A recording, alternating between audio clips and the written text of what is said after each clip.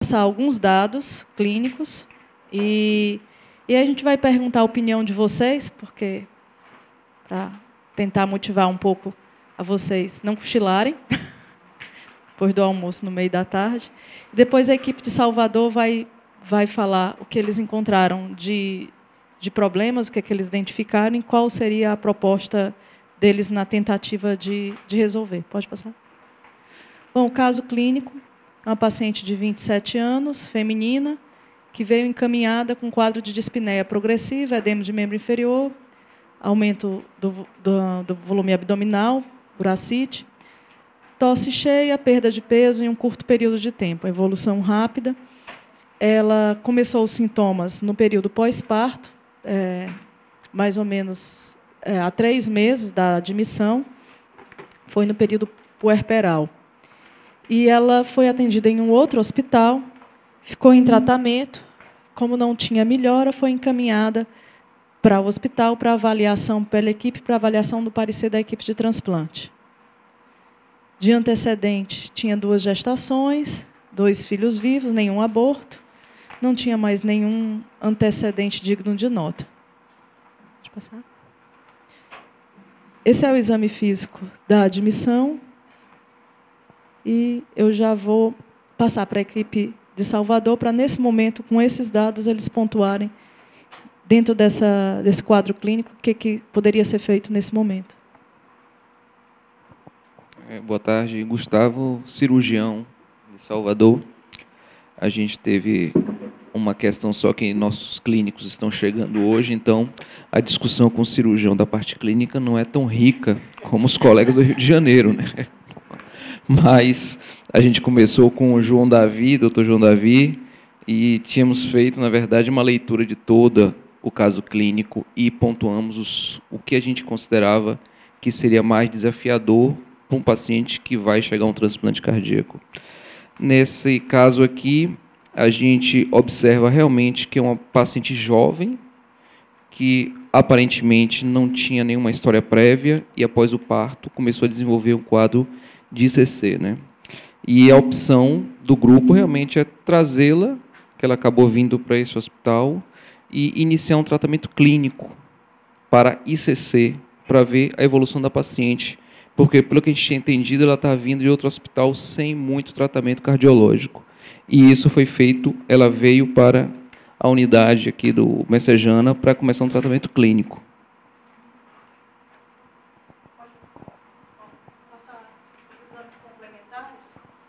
Passar os exames complementares da admissão para ajudar no raciocínio, que tinha do ecocardiograma da admissão, fração de ejeção do ventrículo esquerdo de 15%, diâmetro diastólico final de 72 milímetros, sistólico de 67, uma hipocinesia difusa de grau severo do ventrículo esquerdo.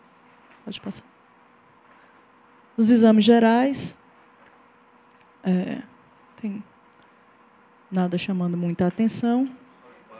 Só desculpa, o sódio e o potássio. Demais, mais nada. Pode. Ficou como uma hipótese, como os colegas já falaram, de miocardiopatia periparto, e foi tentado otimização. O último está cortando ali no slide, mas estava em uso de droga vasoativa, dobutamina, tá? 0,07 microgramas.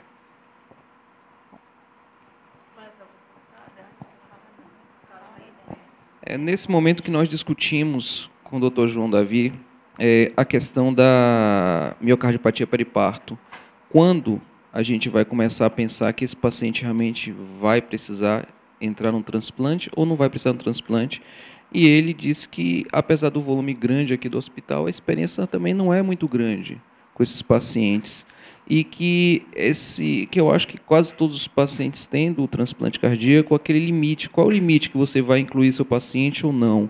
Que você vai aguardar ou não? E a observação parece que na periparto, se você aguardar muito, talvez você perca um momento. E aí o seu paciente vá se perder. Mas, diante dessa situação, sobretudo da presença de droga vasoativa, o nosso grupo realmente optou por começar já o preparo, né, para transplante, começar a pedir os exames e fazer a avaliação para o transplante cardíaco dessa paciente. Antes da Germana, que é a clínica da nossa, algum dos outros grupos gostaria de opinar? É um caso que não foi muito difícil, tem outros problemas para virem, mas esse é o primeiro que se apresenta. A miocardiopatia periparto, que pode ser reversível, né? Em que momento na avaliação começou-se o tratamento, tentou-se otimizar, que momento, que avaliação seria feita a partir daí?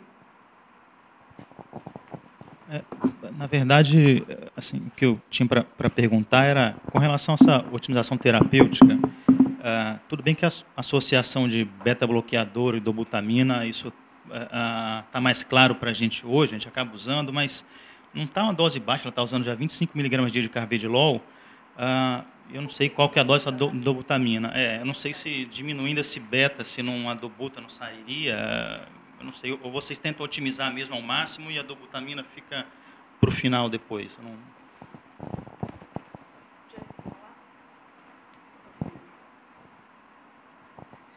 Como esse caso é muito raro, assim mesmo nos serviços de transplante com experiência, a gente, como pessoas que estamos iniciando um programa, nós teríamos a humildade de perguntar para outro serviço qual é a experiência que eles têm com esse tipo de pacientes, porque, em princípio, chegando um paciente nessa situação, nós pensamos que o tratamento clínico otimizado poderia resolver o problema dela num primeiro momento. Foi tentado, então, o tratamento clínico otimizado, se insistiu, mas a paciente permanecia em classe funcional 3 a 4, mesmo com...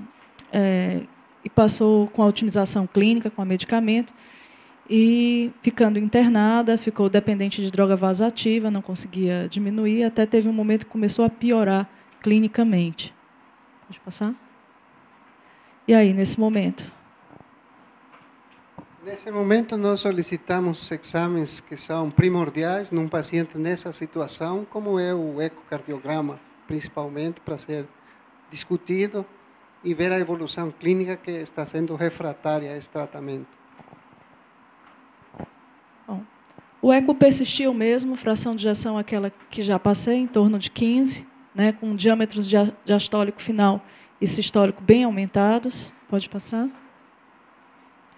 E, como já tinha sido deflagrado o início das avaliações, a gente foi, depois de reavaliado, não teve melhora, foi decidido para iniciar o preparo para, eventualmente, listar para transplante, solicitado sorologia, painel, os exames de imagem e a avaliação da equipe multiprofissional.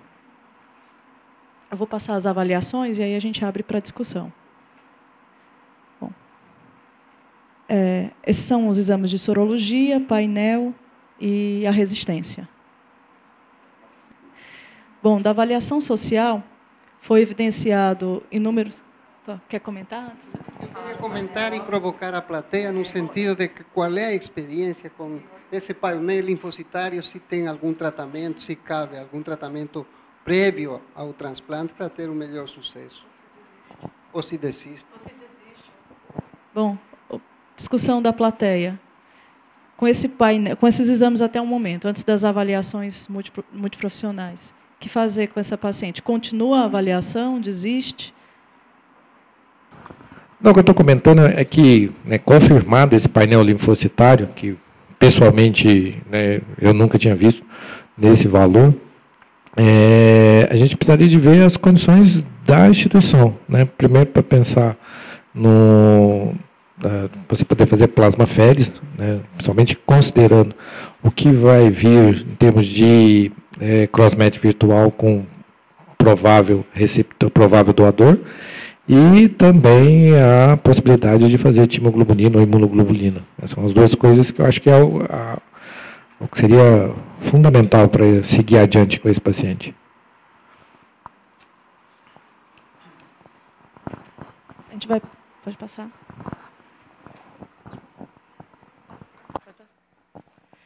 Pronto. Decidido pela continuação do preparo, a gente pediu a avaliação social, né?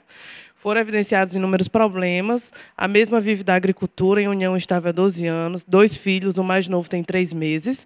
O casal possui uma renda mensal menor que um salário mínimo e esse valor é variável dependendo do mês. Seu companheiro não tem condições de permanecer no hospital. O mesmo necessita retornar ao interior para cuidar dos filhos. Ele garante que irá mandar uma pessoa para acompanhá-la, porém não tem como garantir um acompanhante fixo. Será realizado um revezamento entre a família e os amigos. A casa que a mesma reside no interior não tem condições de recebê-la após realizar um transplante cardíaco. E a família também não tem condições financeiras de reformar ou de mantê-la na casa de apoio, por não ter condições de pagar as taxas necessárias. Inicialmente, sua avaliação social é desfavorável à realização do transplante cardíaco. A gente já passa já. Deixa eu botar logo tudo.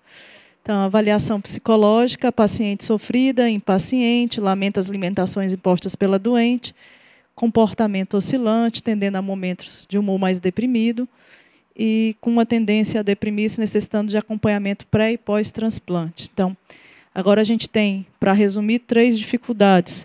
Uma dificuldade do ponto de vista clínico, que é com painel, uma dificuldade do ponto de vista social e a dificuldade do ponto de vista psicológico. Então, a equipe de Salvador, e nutricional, que eu não coloquei, porque como estava sem a nutricionista, mas eu vou passar para a equipe, eles vão dar quais são os planos de intervenção deles. A parte da linfocitária, claro que nossos tutores nos ajudaram, porque realmente a gente também não... Acho que a gente parava o transplante ali. Até que ela perguntou, acho que a gente parava ali. Mas começamos a discutir rapidamente sobre plasmaférese, imunoglobulina, e foi essa decisão tomada a fazer com 2 problemas. Precisava do Dr. João Davi. Primeiro, custo e dificuldade de fazer a plasmaférese. E o segundo problema que ele mostrou para a gente é que depois que você faz a plasmaférese, não pode demorar tanto para transplantar. E a gente nunca sabe quando é que vai conseguir transplantar. Mas nessa paciente com esse painel muito elevado, a opção que o grupo tomou, junto com a ajuda dele, obviamente deles, foi fazer a plasmaférese com imunoglobulina, que eu acho que foi o que foi realizado com essa paciente. E aí a gente passou para o segundo problema, que aí a gente teve uma discussão até maior sobre isso, que foi a questão social. E aí que envolveu Simone, nossa assistente social, porque realmente a condição social dessa paciente era muito precária. E ela traçou algumas estratégias sem conhecer o resultado, sem conhecer nada. Ela traçou algumas estratégias que ela vai falar, e acho que depois eles vão também falar a estratégia que foi feita, que foi muito interessante também, que vai ser a assistente social daqui da Messejana, que vai falar sobre a estratégia que foi feita. Que acho que esses foram os pontos-chave do nosso problema. Era o painel e a condição social, e a parte psicológica também foi discutida. Bom, a parte da avaliação social, nós identificamos os problemas, né? Fizemos o levantamento dos problemas. O paciente reside em zona rural, não tem renda fixa, uma situação econômica dificultada, não tem acompanhante fixo, né? Tem 2 filhos menores de idade, 3 meses e 12 anos, e a situação de moradia desfavorável, né? Então, assim, o que nós faríamos diante desses problemas? Contato com o CRAS, que é o Centro de Referência da Assistência Social, do município de origem, para solicitar a visita domiciliar e acompanhamento da família, e para conhecer a situação de moradia do paciente, né, e o contexto familiar. Encaminhamento do caso para a Secretaria Municipal de Saúde e Secretaria Municipal de Assistência Social, onde seria feita uma articulação das 2 secretarias municipais, intermediar a inclusão do programa dela no Minha Casa Minha Vida, ou aquisição de benefícios eventuais para que fosse feita uma reforma na casa. Verificar com o paciente e o esposo os possíveis familiares e amigos que poderiam dar apoio. Através da Secretaria Municipal de Saúde, trazer essas pessoas para a reunião com a enfermagem, o serviço social e a psicologia, onde a gente falaria do transplante, né, do apoio necessário, da importância da família nesse processo e da situação clínica do paciente. Porque, às vezes, vinha visitar, mas não conhecia realmente como era que estava esse paciente. Encaminhamento para o BPC, já que o paciente não tinha uma renda fixa. A inclusão no programa do TFD do município para ter direito à ajuda de custo, Lá na Bahia é R$30 que o paciente recebe, então já ajudaria. E também para assegurar o tratamento no pós-transplante, né? A diária. Por dia. E, após o transplante, o encaminhamento desse paciente para o planejamento familiar. Vai abrir, não? Então, antes de abrir, né, novamente, sou Priscila, sou psicóloga do transplante. Uma coisa que me chamou a atenção é que é uma paciente jovem, né, de 27 anos. Não sei se ela tinha histórico prévio de hospitalização, mas o que chama a atenção é que, com essa hospitalização, ela teve que se ausentar dos cuidados do filho. Então, a gente fica imaginando o impacto que é, né, ela não poder maternar esse filho. E aí, né, diante dessa situação de ter que fazer uma avaliação para saber se ela está elegível ou não para o transplante, a depender da necessidade, ela continuaria em acompanhamento psicológico, né, tanto no pré como no pós, e a gente vai avaliar a necessidade dessa paciente nesse internamento. Uma das coisas que eu pensei depois, conversando com o grupo, é de, quem sabe, viabilizar, por exemplo, a vinda desses filhos para que ela pudesse, né, estar recebendo eles no hospital. Aí a gente entraria em contato com o serviço, né, de controle de infecção hospitalar para poder viabilizar a entrada desses menores também. Uma coisa que eu acabei também discutindo um pouco no grupo é que eu não gosto muito dessa palavra depressão, porque eu acho que ela tem um estigma muito grande dentro do ambiente hospitalar. Normalmente, né, nas rodas de conversa, quando a gente fala que o paciente tem depressão, ele é visto com queijo de pena, como se fosse necessário pena para esse paciente. Então, eu gosto mais de falar de humor deprimido, né, que eu acho que é um sinônimo, de certa forma, e que eu acho que suaviza um pouco também para o lidar para esse paciente.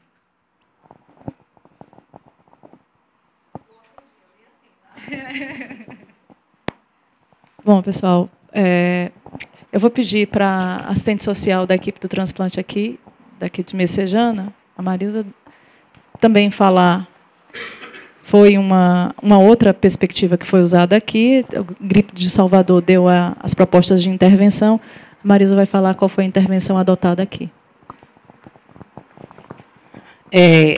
Apesar do realmente eu ter a tabela que nós fizemos ter sido desfavorável, mas a intervenção do serviço social foi realmente de apressar.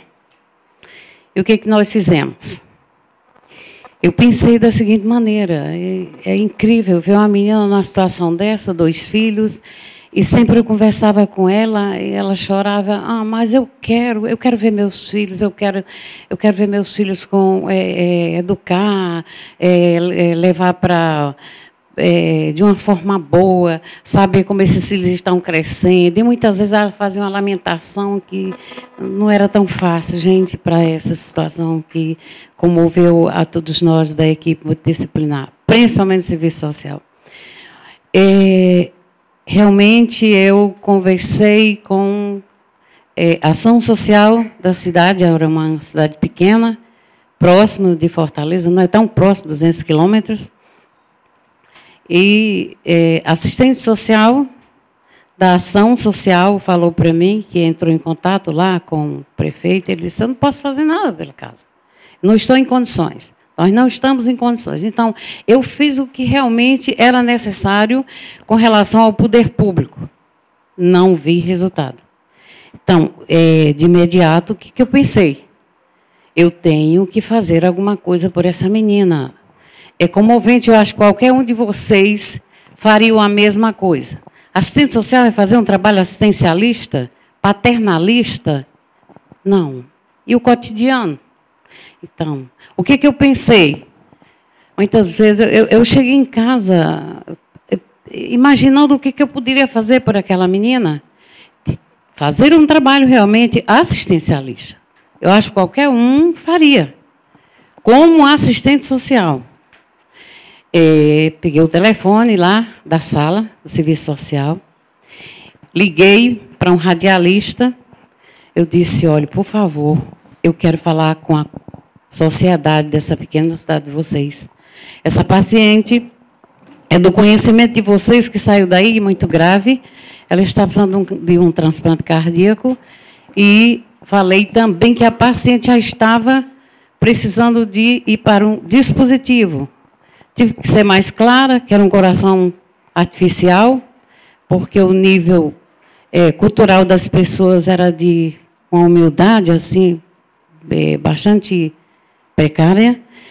E ele me botou no ar. Eu falei, gente, façam alguma coisa por essa paciente, porque a família não tem a mínima condição socioeconômica. Condição precaríssima, a toda a família. Eles me botaram no ar, eu pedi à sociedade que fizesse alguma coisa por aquela paciente, mostrei realmente a estratégia da situação, as diretrizes, e pedi uma resposta no dia anterior, porque a paciente estava cada dia ficando mais grave. No outro dia, ele me ligou e disse, a senhora vai novamente entrar no ar. E nós temos um posicionamento. Quando ele falou que ele tinha feito um contato com o líder da comunidade, da sociedade dessa cidade, e que se prontificaram realmente de fazer show, seresta, no interior, vocês sabem como é que é, né? Os valores culturais do Nordeste, nordestino, é forró, essas coisas, né? E fizeram realmente. Com uns 7 dias, mais ou menos, pediram para que realmente eu entrasse no ar. Marisa, nós já estamos com uma boa proposta. Nós já temos realmente o suficiente para que essa paciente possa ter uma condição socioeconômica e podem transplantar a paciente. Agora, por quê? Nós estamos com um tanto, mas era uma boa quantia na conta corrente da paciente, no banco, né? E o que for preciso, nós vamos realmente auxiliar a paciente. Não faltou. Chegou o necessário para essa paciente. Ela ficou com um dispositivo, né? Coração artificial, 52 dias. Depois a gente mandou para a casa de apoio dos transplantados. Na casa de apoio ela teve todo o suporte econômico. Eles realmente... E o líder comunitário era quem tinha todo o controle com o dinheiro dela, entendeu? E com o que realmente ela precisava, não faltava nada. Desde o calçado, a alimentação, a roupa e o que foi necessário, inclusive para acompanhante também, que não tinha a mínima condição de comprar nenhum pão. Então, eu acho que, nesse momento mesmo, que seja desfavorável, eu acho que o assistente social ele tem que fazer alguma coisa para que veja a qualidade de vida dessa pessoa, principalmente uma jovem. Hoje ela realmente tem uma qualidade de vida muito boa, né? Muito boa no sentido de que mora no interior, feliz da vida. E essa semana passada, né, ela chegou aqui muito bonita, não parece aquela que era tão grave, agradecendo muito por tudo que fizemos por ela. Então, é isso, o trabalho do assistente social, o trabalho da equipe multidisciplinar é isso. A gente sabe que os valores culturais da nossa região é isso mesmo, essa situação difícil que muitas delas... Ela não tinha Bolsa Família, ela não tinha nada. Era uma agricultura e não tinha nada. Então, nós tivemos que fazer tudo isso. Eu não me arrependo em nenhum minuto quando realmente dizem, mas esse é um trabalho assistencialista, paternalista. Não, vamos em frente. O importante é que o cidadão tenha uma boa qualidade de vida. Obrigada. Vou passar para o grupo de Salvador fechar o caso. Mas talvez eu queria participar da seguinte forma. Dr. Juan nos contou há vários dias atrás, vários meses atrás, quando começamos a primeira reunião, e hoje Dr. João também nos confirmou. Esse talvez foi o caso, Dr. Juan, da paciente que você mandou ajeitar ela para bater uma foto, porque na época não tinha o dispositivo, e esse foi para a secretaria. mas maquiaram tanto ela que não dava essa impressão de que estava muito grave, né? E você mandou desfazer tudo para bater a foto real. Nos ensina bastante esse caso que o transplante não só é a parte técnica nem mecânica, senão também principalmente humana, como a doutora explicou. Obrigado.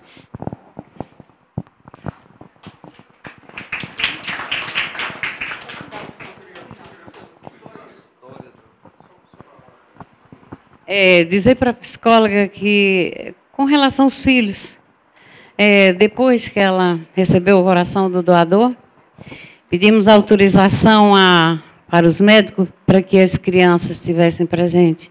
Gente, vocês têm ideia da felicidade dessa moça? E essas crianças, quando chegaram, não teve quem não chorasse. Certo? Em relação à questão do painel, esse caso especificamente foi feito 3 a 5 sessões de plasmaférese e a cada sessão se fazia uma dose alta de imunoglobulina e precisava ter essa dose de suporte, né, ao término de cada sessão. Ela era acompanhada por hematologista e pelo cardiologista, porque a plasmaférese é extremamente arritmogênica. Então, tem uma paciente miocardiopata grave fazendo um procedimento que é arritmogênico. Então, não é uma situação simples. Então, é 2, 3 horas que você tem que ficar do lado. Fica eu e o hemato do lado, olhando para a paciente fazendo a plasmaférese. E há uma instabilidade hemodinâmica, assim como tem na diálise, que você tem que tomar cuidado para não estabilizar, na plasmaférese também. Então, é uma situação que, quando a paciente ia para a plasmaférese, eu tinha que aumentar um pouquinho a dobuta, fazer um cheirinho de nora, para poder segurar ela durante esse procedimento. E esse procedimento não era garantia de que ia baixar o painel. Porque depois que terminou essas 5 sessões de plasmaférese, eu tive que repetir o painel para saber se tinha baixado. Então, essa situação de painel elevado é um problema e precisa ter um suporte da hematologia muito forte, que ficar do lado, porque predispõe a sangramento e outras coisas, complicações.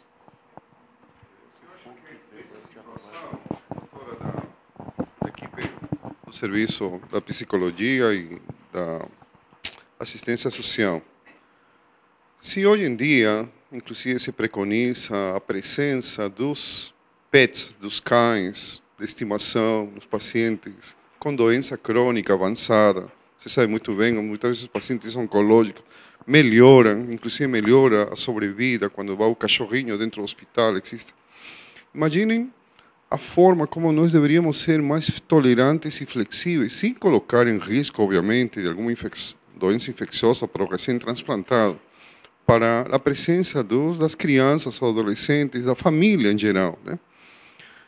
Me lembro de um caso aqui que nós tivemos, um cirurgião cardiovascular de São Paulo, que veio a ser operado aqui em Fortaleza, trouxe a família toda, se mudou, né? Esposa, cunhada, filho pequeno, de 5, 6 anos, enfim.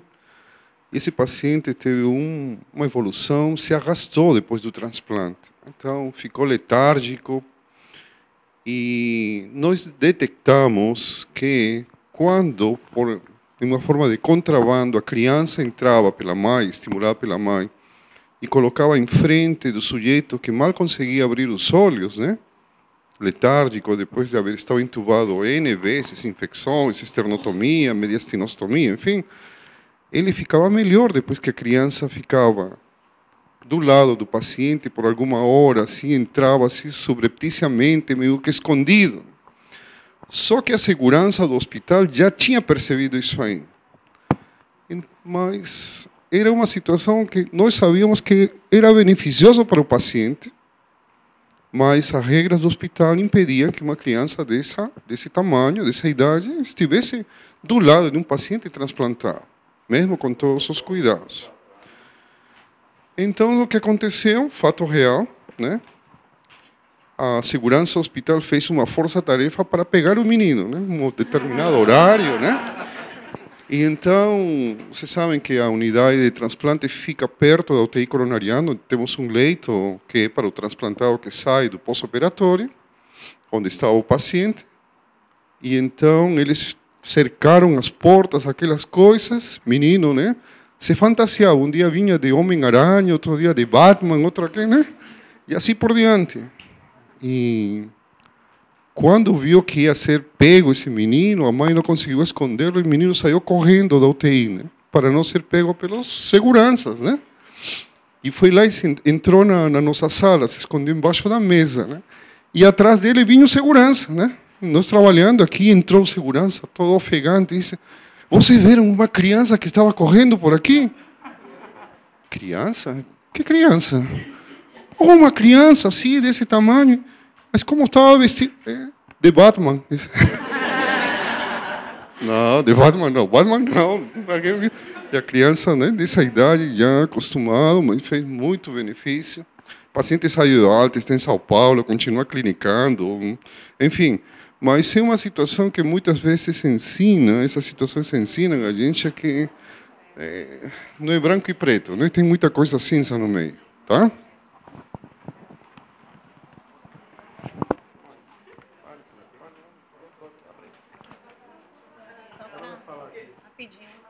Na verdade, eu queria só parabenizar a minha colega, né, Marilza, e dizer assim, eu não enxergo, eu estava aqui conversando agora com a colega, eu não enxergo a sua ação como paternalista, assistencialista, não. Você ampliou a rede. Você ligando para a rádio, fazendo esse contato, você ampliou a sua rede de comunidade. Você não foi assistencialista, não. Você está de parabéns por isso.